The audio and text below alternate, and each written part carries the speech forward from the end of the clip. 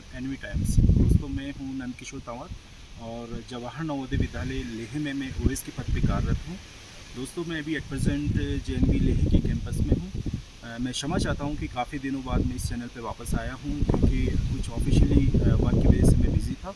तो अब मैं इस ब्लॉग के माध्यम से मैं एक नई सीरीज़ लेके आ रहा हूँ। जवाहर नवोदय विद्यालय में जो टीचर्स के सिलेक्शन होते हैं, तो उसमें जो इंटरव्यू होते हैं और इंटरव्यू में क्या पूछा जाता है और किस तरह से इंटरव्यू दिया जाता है, तो जो हमारी जो कैंडिडेट्स हैं और जो सेलेक्ट हुए हैं, तो उनके इंटरव्यूज़ मैं आपके सामने प्रस्तुत करूँगा। तो दोस्तों, बने रहिए मेरे साथ इस वीडियो में अंत तक, और अगर आपको वीडियो पसंद आता है तो लाइक शेयर एंड सब्सक्राइब करना मत भूलिएगा।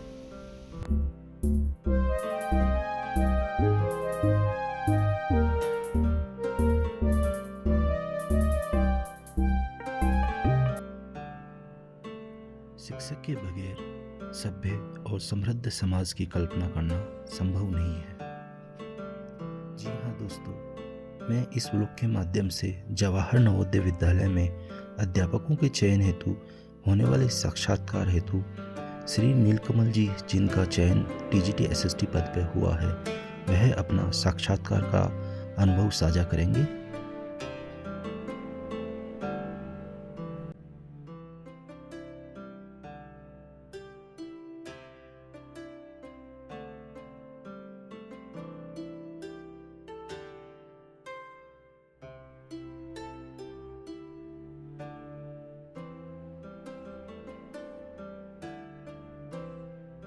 मेरा नाम नीलकमल सिंह है। मैं उत्तर प्रदेश से बिलोंग करता हूँ।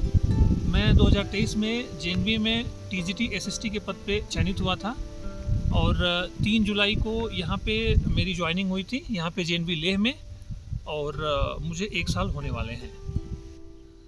जैसा कि ओएस सर का ये इनिशिएटिव है कि वो जो भी यहाँ पे हम लोग रिक्रूट हुए हैं नए वाले, उनसे हमारा इंटरव्यू का एक्सपीरियंस सर हमसे जानना चाहते हैं और आप लोगों से शेयर करना चाहते हैं कि आप लोगों को उसका बेनिफिट मिले।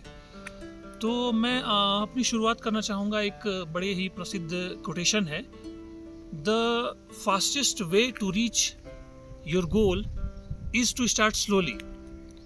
यानी आप जहाँ भी जाना चाहते हैं, जो आपका गोल है, उसके लिए आप जल्दबाजी मत करिए, बस आप एक स्टेडी पेस से चलते रहिए, आप वहाँ पे पहुँच जाएंगे।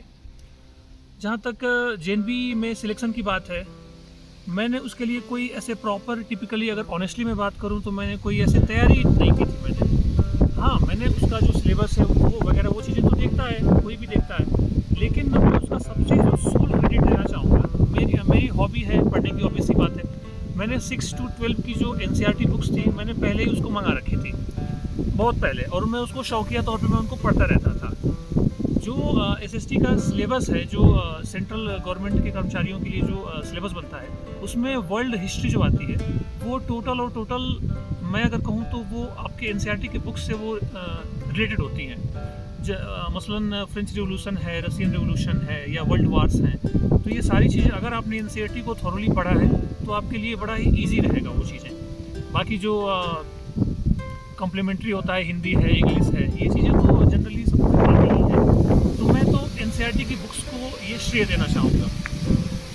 उसे जो मेरा इंटरव्यू का एक्सपीरियंस है, मैं वो शेयर करता हूँ।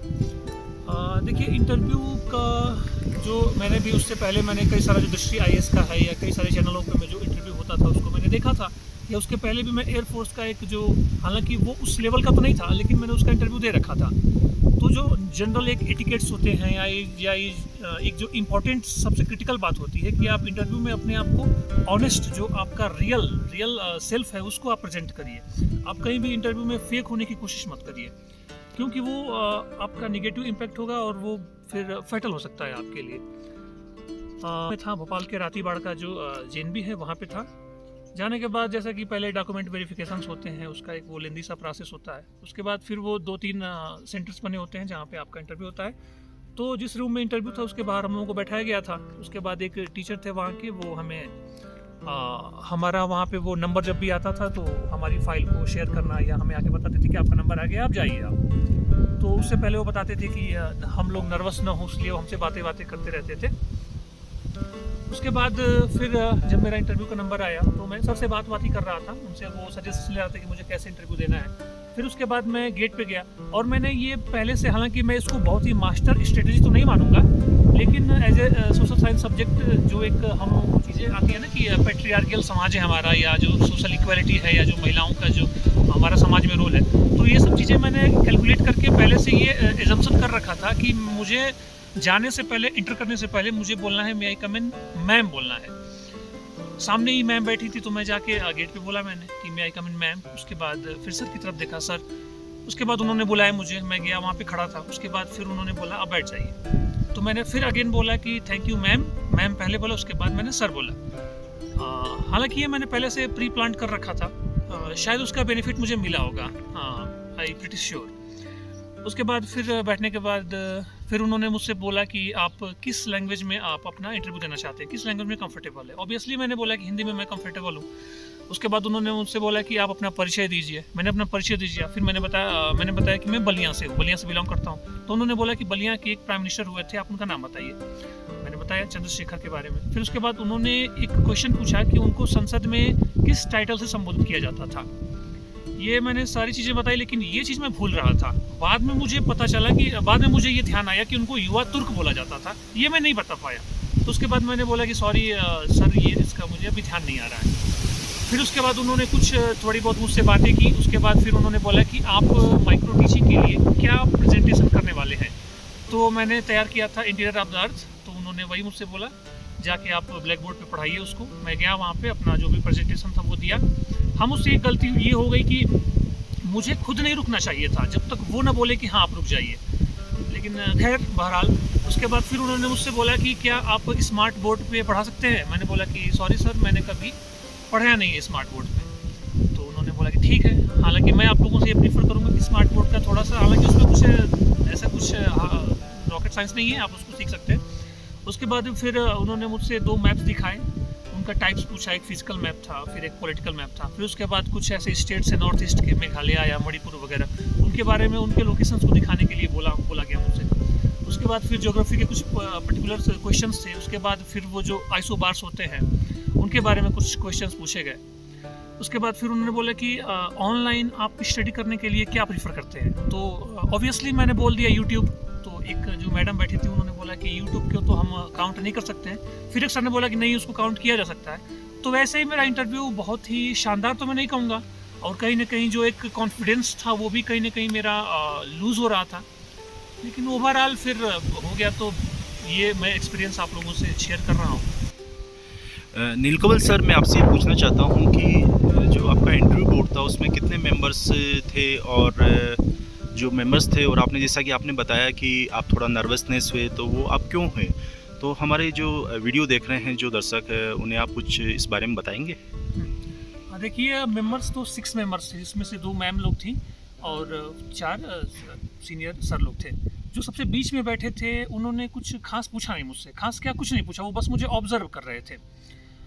और हाँ, मतलब मैंने अपना पूरा कोशिश किया कि मैं अपना जो प्रेजेंटेशन है वो एक ऑनेस्ट हो, और जो मैं अपना पोटेंशियल है मैं उनको दिखा सकूं वो चीज़, ये मैंने कोशिश की। नर्वस में भी शायद मैं क्या बताऊं, हो सकता है कि एक जो जॉब का प्रेशर, या बहुत वो लॉकडाउन का फेज़ था और मैंने एक जॉब के लिए बड़ा ही स्ट्रगल सा, थोड़ा सा माहौल सा हो गया था, तो उस वजह से मुझे एक फियर कह लीजिए या हिचक कह लीजिए, उस वजह से मैं नर्वस हो गया था थोड़ा।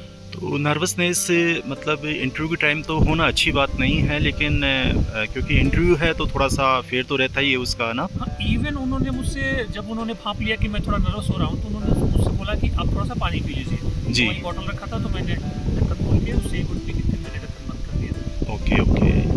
तो नीलकमल सर, जैसा कि आपने अभी अपना इंटरव्यू का एक्सपीरियंस शेयर किया, तो इसमें आप कुछ क्वेश्चंस बता पाएंगे कि आपसे क्या क्या क्वेश्चंस पूछे गए और उसका आपने उत्तर किस तरह से दिया? हम उससे 2 मैप्स थे, एक पॉलिटिकल था, एक दीवार के लेफ्ट साइड में, और राइट साइड में फिजिकल मैप था, पॉलिटिकल और फिजिकल। उन्होंने मुझसे बोला कि अगर आपको ज्योग्राफी का कोई पर्टिकुलर सब्जेक्ट पढ़ाना है जो भी, तो आप कौन सा मैप प्रीफर करेंगे।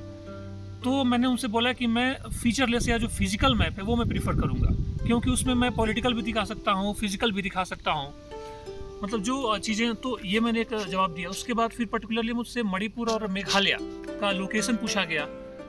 उसके बाद फिर जो मैंने इंटीरियर ऑफ द अर्थ तैयार किया था उसमें से कुछ पर्टिकुलर क्वेश्चंस पूछे गए मुझसे। स्टेनोस्फीयर क्या है ये पूछा गया, उसकी ड्रिफ्ट क्या है ये पूछा गया।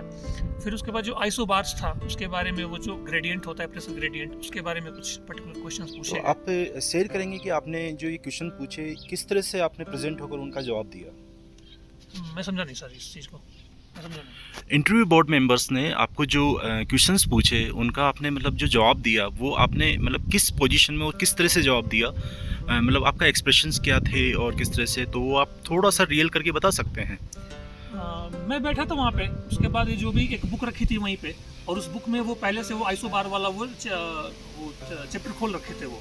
और ये पहले सबसे पहले ये था कि मैं उसको पहचान पा रहा हूँ कि नहीं, तो वो मुझसे बस बोले कि ये क्या चीज़ है, तो मैंने बोला कि आइसोबार्स हैं। तो उसके बाद उनको बोला कि टू बी स्पेसिफिक होकर थोड़ा सा बताइए, उसको डिटेल में बताइए। तो फिर मैंने बताया कि प्रेशर ग्रेडियंट्स है, फिर ये मानसूनल वो जो वेव्स होती हैं। उसके बाद मैप्स का जो क्वेश्चन पूछे थे लोकेशन बताने के लिए, तो मैं बैठा था और मैप दूरी पे था, तो मैंने उनसे बोला कि सर क्या मैं खड़े होकर दिखाऊं, तो फिर उन्होंने बोला कि हाँ आप जाके दिखाइए। तो फिर मैं वहाँ पे जाके दिखाया था, और पढ़ाने के लिए तो फिर ब्लैक बोर्ड पे जाना पड़ा मुझे। तो जनरली सारी चीज़ें वो बैठे बैठे हो गई, कुछ स्पेशल चीज़ों के लिए माइक्रो टीचिंग के लिए मुझे जाना पड़ा। तो नीलकमल सर, जैसे कि मतलब इसमें आपका ड्रेसिंग सेंस और जो आपका पर्सनालिटी है वो कोई आपका इंटरव्यू में रोल अदा किया उसने, तो आप किस तरह से मतलब आप हमारे दर्शकों को बताना चाहेंगे? हाँ, जैसे कि ये कॉमन सेंसिकल बात है, मेरा एकदम ये फर्म मानना है कि आपको एकदम टिपिकल फॉर्मल ड्रेस में जाना चाहिए।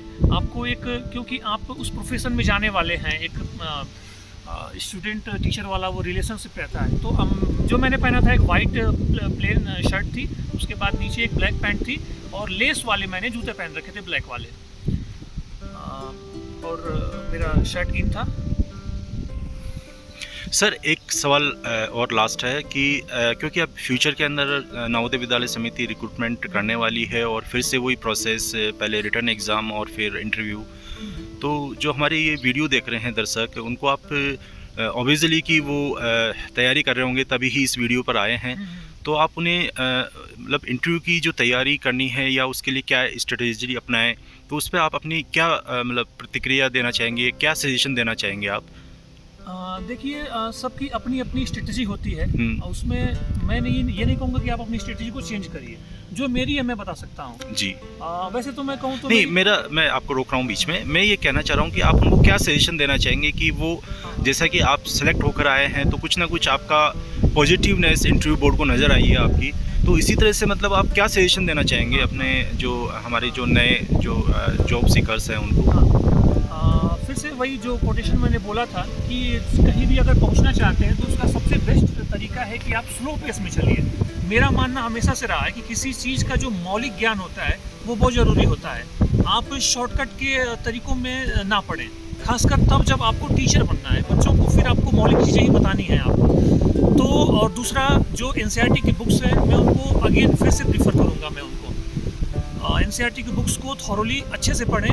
बहुत ही अच्छा उसका सिलेबस जो रहता है वो एक मेंटल लेवल को देख के बनाया जाता है, और चीज़ों कॉन्सेप्ट को क्लियर करने के लिए रहता है वो। तो जेएनवी के सिलेक्शन में तो मैं एनसीईआरटी की बुक्स को बड़ा क्रूशियल मानता हूँ। बाकी जैसे कंपटीशन की जहाँ तक बात है, तो हाँ ठीक है, कंपटीशन है, लेकिन अगर आपने उस चीज़ को थॉरोली ठीक से पढ़ा है आपने, तो उतना भी कंपटीशन में एग्री नहीं करूँगा कि उतना भी कंपटीशन है, आप हो जाएंगे आसानी से, आपका सिलेक्शन हो सकता है। सर मैं लास्ट में आपसे यही पूछना चाहूँगा कि मतलब कैंडिडेट्स से जो जॉब सीकर्स हैं उनको एक आपकी तरफ से कोई एक सीक्रेट की, जैसा कि होता ना कि ठीक है इस चीज़ पे हमें फोकस करना है, या कुछ मोटिवेशनल जिससे कि मतलब इंटरनल हमारा मोटिवेशन क्रिएट हो, तो आपकी तरफ से कुछ ऐसा है?